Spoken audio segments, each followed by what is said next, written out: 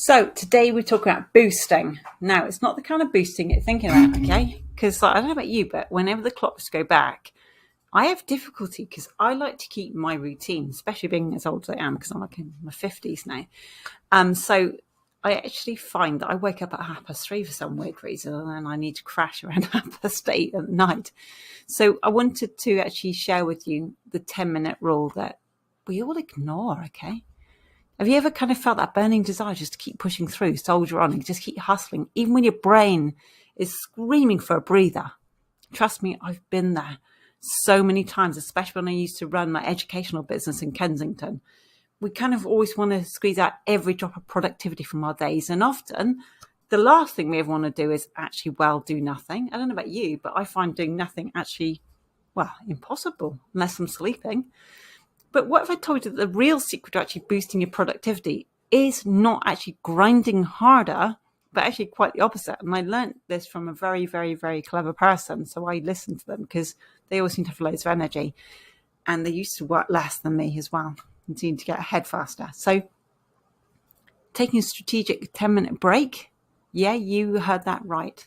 Just 10 minutes, a breather, a pause, a reset. Let's just dive into the magic behind this. Why do breaks actually work? Okay, I don't know about you. If I felt like I needed to step out the office, I'd be like, I can't step out the office. I've got too much work to do. I've got a list this long. Okay. But have you ever noticed how some of your best ideas actually come when you're away from your desk? Mine come like first thing in the morning when I'm out cycling. Okay. Sometimes they come out when me and Dan are walking the dog. Like we've been working like for a couple of hours. We take Bella out. Sometimes in the shower. I wish we had waterproof paper. Or sometimes just like sipping my water, And that's because our brains aren't built to be on 24/7, okay? And I've actually studied quite a lot about this because I used to get problems and I actually had a few, seizures and stuff. So I've actually studied this a lot to make sure my brain's working properly in optimum. But scientifically speaking, when you take short breaks, what's happening is you're allowing your prefrontal cortex to recharge. It's like a battery, yeah? And this part of the brain is what's responsible for doing your thinking, your decision making, and your self-control. It's all that important kind of boss stuff. And by giving it a short rest, you're essentially making sure that it's ready to actually tackle the next challenge with full-on energy. So there's actually a recommended way. I was going to say the right way to take a break. But before you jump in and say things like, I've tried taking breaks, but they don't work for me, let's clarify something. Not all breaks actually created equally, okay? Those 2-hour YouTube rabbit holes, that's not what we're talking about here. I've got a little list of rules here. Not rules, just things you can follow. The first thing you want to do is time it right. Our bodies do have a rhythm, yeah? We're not like a machine. So every 90 minutes or so, our bodies actually cycle through stages of alertness. And at the end of these cycles, it's actually a great time to take a 10-minute break. So set a timer if you must, yeah? The second thing to do is actually to step away, okay? So we stay at our desks or on our workspace, we find that we're going to do the next thing, okay? So a change of scenery actually signals the brain that it's actually break time. So even if you just step out, just outside for a minute if you can, yeah? You actually want to move a bit as well. That's the third thing. Stretch. Take a walk. Maybe just do some quick sit-ups or push-ups, okay? Warm up fast. But movement actually boosts your circulation, and this is what actually helps you to feel refreshed, yeah? And you also, number 4 is you want to actually mind your mind, okay?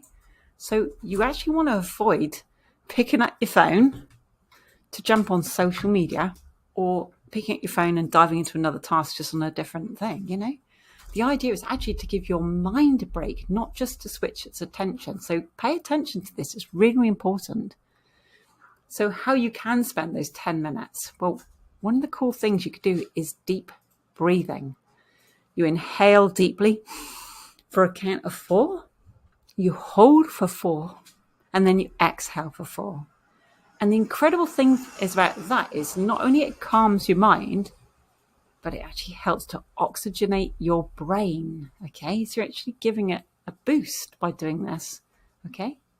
Another really cool thing to do, which is the second thing I would recommend, if you've got enough space in your office, walk around your office. Okay, if you haven't, step outside and just walk around. Even pace around a room somewhere. If you're working from home, run up and down the stairs. Maybe not run, just walk. But this is particularly helpful if you're actually feeling stuck on a task. Okay, just get out. Okay. Another good thing that I've noticed is gratitude journaling. Okay, I actually do this first thing in the morning. I don't actually write down. Okay, I actually do this in my head when I'm making my tea first thing.